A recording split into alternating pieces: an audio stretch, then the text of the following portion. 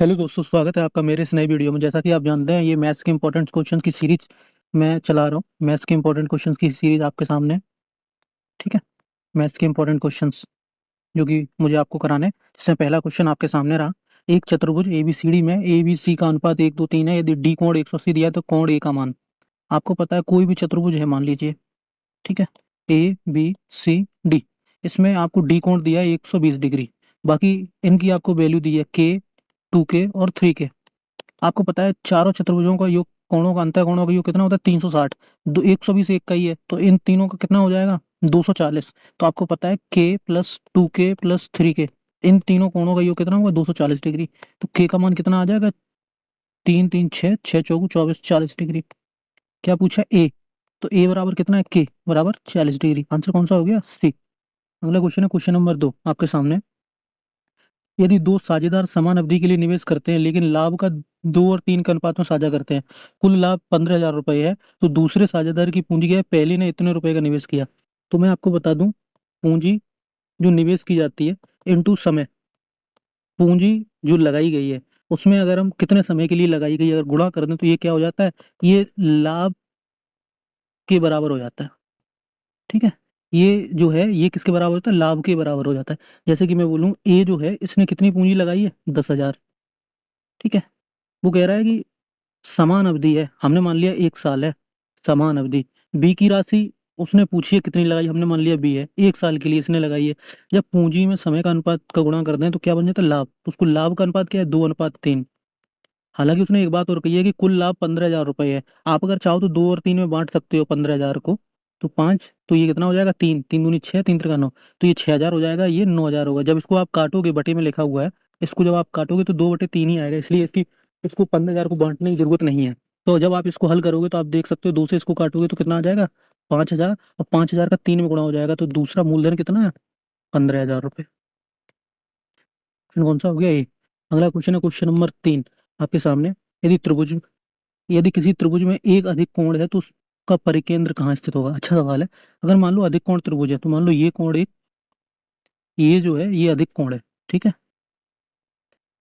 इसको अगर नाम दे दें त्रिभुज को ए बी सी, अगर ये, तो मैं आपको बताऊं परिकेंद्र जो बनता है ये लंब दुभाजकों से बनता है, तो ये इसका निर्माण ऐसे होगा कहीं, ठीक है। लंब दुभाजकों से परिकेंद्र का निर्माण होगा, तो ये कहीं यहाँ कहीं होगा। तो ये कहाँ होगा? त्रिभुज के बाहर, ये आप याद कर लो, ठीक है। अगला क्वेश्चन है क्वेश्चन नंबर 4 आपके सामने। एक विक्रेता 20% की छूट देता है और रियायती मूल्य पर 18% जीएसटी लगाता है। रियायती मूल्य का मतलब हो गया डिस्काउंटेड वैल्यू, मतलब घटी हुई वैल्यू पर डिस्काउंटेड वैल्यू बोलते हैं रियायती मूल्य। वस्तु की कीमत कितनी है? 2,000 रुपये। वो ये कह रहा है 2,000 रुपये की वस्तु थी, इस पे 20% की छूट दे रहा है, तो 80/100। लेकिन इस पे जीएसटी लग रहा है कितना? 18%, तो वैल्यू बढ़ जाएगी। ये एक टैक्स के तौर पे होता है जीएसटी, ठीक है। आप इसको हल कर लो, एक बिंदी से दो बिंदी, दो बिंदी से दो बिंदी, तो 8 दूनी 16। 16 का अगर इसमें गुणा करेंगे, देखो 2 का इसमें गुणा कर लो 118 में। 2 का गुणा जब 118 में करोगे तो 118 का 236 हो जाएगा, इंटू 8। 8 का जब 6 में गुणा करोगे तो 8 48, लास्ट में 8 आएगा। देख लो कौन सा ऑप्शन है? एक ही ऑप्शन में ए। ये भी हो गया आपका। अगला सवाल है आपके सामने क्वेश्चन नंबर 5। तेल और केरोसिन के 30 लीटर मिश्रण में तेल और केरोसिन 2 और 1 के अनुपात में, यदि केरोसिन की कुछ मात्रा मिलाई जाती है जिसमें अनुपात 1 2 हो जाता है, तो मिलाई गई केरोसिन की मात्रा कितनी है? आप देखेंगे तेल और केरोसिन है, इसका रेशियो क्या है? 2 और 1, ये अनुपात दिया हुआ है। अगर मैं बोलूँ इनकी वैल्यू निकालो तो 30 लीटर है। 30 को जब 2 और 1 में बांटोगे तो 2 और 1 कम, 2 और 1 3 हो गया, 3 का मान 30 है तो 1 का मान 10। तो ये कितना हो गया? ये 20 लीटर हो गया, और ये कितना हो गया? 10 लीटर। तेल कितना है? 20 लीटर। और केरोसिन कितना है? 10 लीटर। अब वो कह रहा है केरोसिन की कुछ मात्रा मिलाई जाती है, केरोसिन मान लो के मिलाएगा, तो वो कह रहा है इसका अनुपात कितना हो गया? 1/2 को आप हल कर लो। तो 2 का जब इसमें गुणा करोगे तो 20 दूनी 40 लीटर बराबर 10 लीटर प्लस के। तो के का मान कितना आ गया? 30 लीटर। तो उसने पूछा केरोसिन कितना मिलाया गया था? 30 लीटर। अगला सवाल है क्वेश्चन नंबर 6 आपके सामने। साइन थी डिग्री बराबर कॉस इतना है, तो 5x - 25 और 5y प्लस में न्यून कोण है, तो x प्लस y का मान ज्ञात करिए। मैं आपको एक चीज बता दूं, अगर आपको साइन थीटा बराबर कॉस थीटा दिया हुआ है तो आपको कुछ नहीं करना है। सॉरी, जैसे मान लो साइन ए बराबर कॉस ए दिया है तो आपको कुछ नहीं करना है। सॉरी, इसको रहे दो। आप इक्वल मत मांगो, एंगल को आप अलग मानो। जैसे मान लीजिए आपको, हालांकि मैं सॉल्व करके दिखा देता हूँ। साइन 5x - 25 डिग्री बराबर दिया है कॉस 5/+25 डिग्री। आपको पता है साइन थीटा बराबर क्या होता है, cos 90 माइनस थीटा। ठीक है, इसमें आप रख दो तो साइन 5x-25 डिग्री बराबर हो जाएगा साइन 90 माइनस 5/-25 डिग्री। साइन से साइन कट जाएगा। अब ये 5x है, ये माइनस का ये इधर आ जाएगा तो ये हो जाएगा 5x+5/।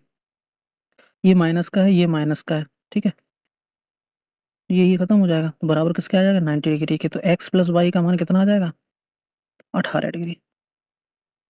ठीक है, इसको आप शॉर्ट में कैसे कर सकते थे, मैं आपको बता दूं। अगर आपको किसी भी क्वेश्चन में जैसे मान लीजिए कुछ दिया हुआ है, साइन ए बराबर कॉस बी दिया हुआ है, तो आप सीधा यहाँ से कह सकते हैं a+b बराबर किसका होगा, 90 डिग्री के। ठीक है, नेक्स्ट क्वेश्चन है आपके सामने 7।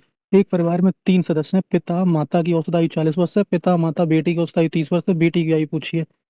तो फादर प्लस मदर का एवरेज 40 है, तो योग कितना हो जाएगा, 80।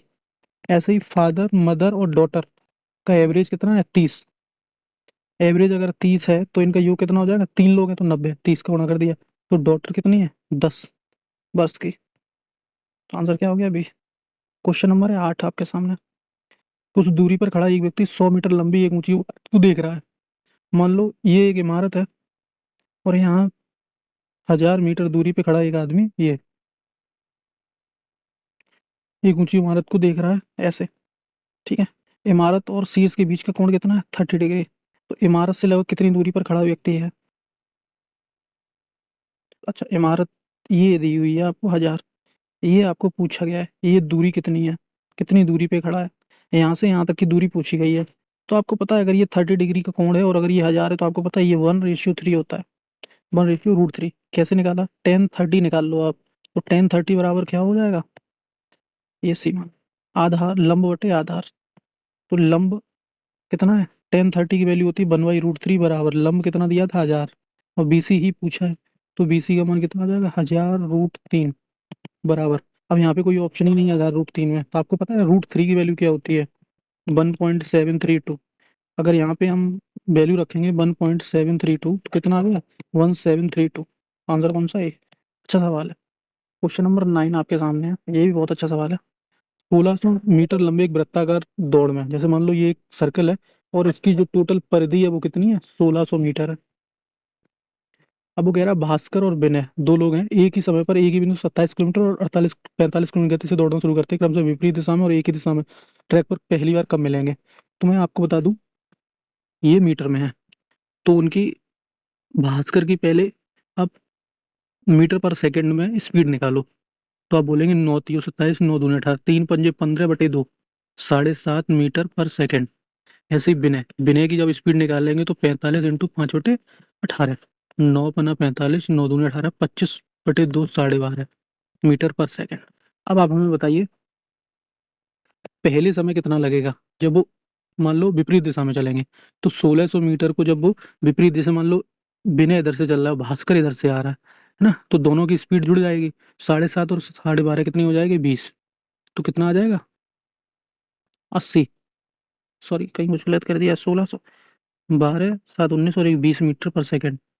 ठीक है, 1600 मीटर को, तो ये कितना आ गया, 80 सेकंड आ गया। अब मान लो ये है विपरीत दिशा में, हमें लगेगा जब अपोजिट चलेंगे।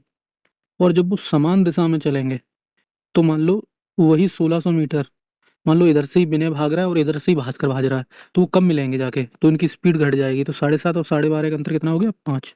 5 से काटो, 5 तो ये 15, 5 दूनी 10, 320 सेकंड।